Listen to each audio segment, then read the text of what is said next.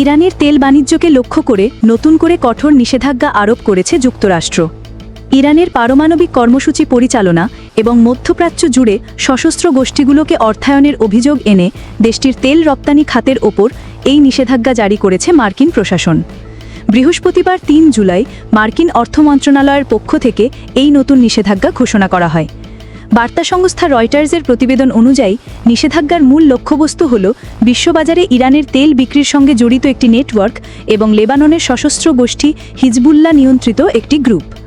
নিষেধাজ্ঞা জারির পর মার্কিন অর্থমন্ত্রী স্কট বেসেন্ট এক বিবৃতিতে বলেন, আমরা তেহরানের রাজস্বের উৎসের ওপর আমাদের চাপ প্রয়োগ অব্যাহত রাখব।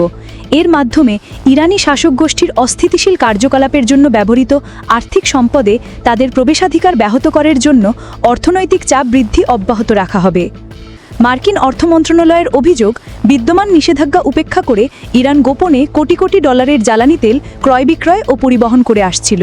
এই কর্মকাণ্ডের সঙ্গে ইরাকি ব্রিটিশ ব্যবসায়ী সালিম আহমেদ সাইদের নেতৃত্বে পরিচালিত একাধিক প্রতিষ্ঠানের একটি চক্র জড়িত বলে জানিয়েছে মার্কিন প্রশাসন।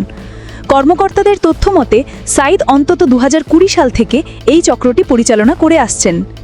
অর্থ মন্ত্রণালয়ের বিবৃতিতে এই চক্রের কার্যপদ্ধতি সম্পর্কেও জানানো হয়েছে। বলা হয়, সাইদের প্রতিষ্ঠানগুলো ইরানের তেল কিনে তা ইরাকের তেলের সঙ্গে মিশিয়ে ফেলে। এরপর ভুয়া নথি তৈরি করে সেগুলোকে ইরাকের তেল হিসেবে পরিচয় দেওয়া হয়। এই মিশ্রিত তেল ইরাক বা সংযুক্ত আরব আমিরাতের বন্দর ব্যবহার করে পশ্চিমা দেশসহ বিভিন্ন ক্রেতার কাছে বিক্রি করা হচ্ছিল।